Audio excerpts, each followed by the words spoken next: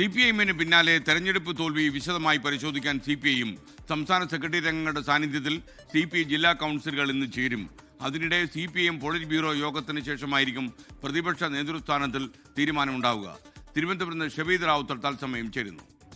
പറയൂ Shabeed, good morning.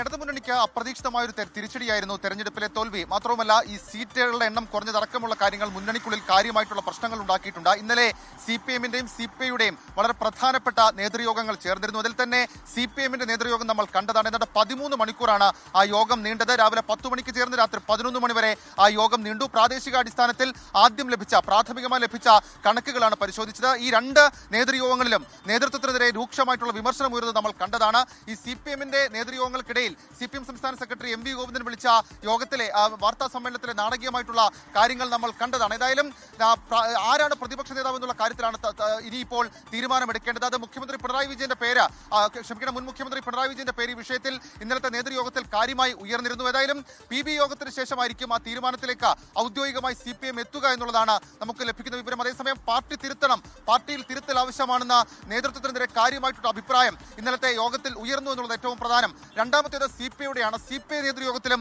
കാര്യമായിട്ടുള്ള വിമർശനങ്ങൾ ഉയർന്നു. തിരഞ്ഞെടുപ്പ് തോൽവിയിൽ CPI നേതൃയോഗങ്ങളിൽ കാര്യമായ വിമർശനം ഉയർന്നത് അത് ഈ പാർട്ടി നേതൃത്വം മുന്നണിക്കുള്ളിലെ ചില സംവിധാനങ്ങളിൽ ഇടപെട്ടതിലെ പ്രശ്നങ്ങളടക്കമുള്ള കാര്യങ്ങൾ ചൂണ്ടിക്കാണിച്ചായിരുന്നു.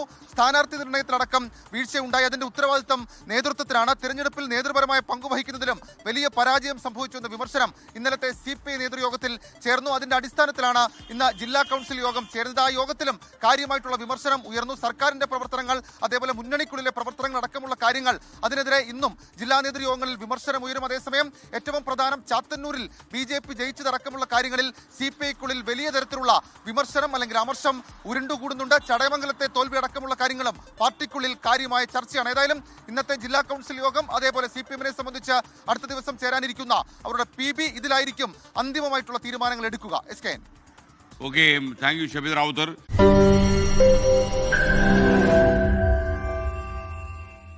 ലോകത്തെവിടെയായാലും ഏത് സമയത്തും 24 വാർത്തകളും ഓഗ്മെന്റഡ് റിയാലിറ്റി പാക്കേജുകളും എക്സ്പ്ലെയിനറുകളും വിശദമായി കാണാൻ ഞങ്ങളുടെ YouTube ചാനൽ നിങ്ങൾക്ക് സബ്സ്ക്രൈബ് ചെയ്യാം.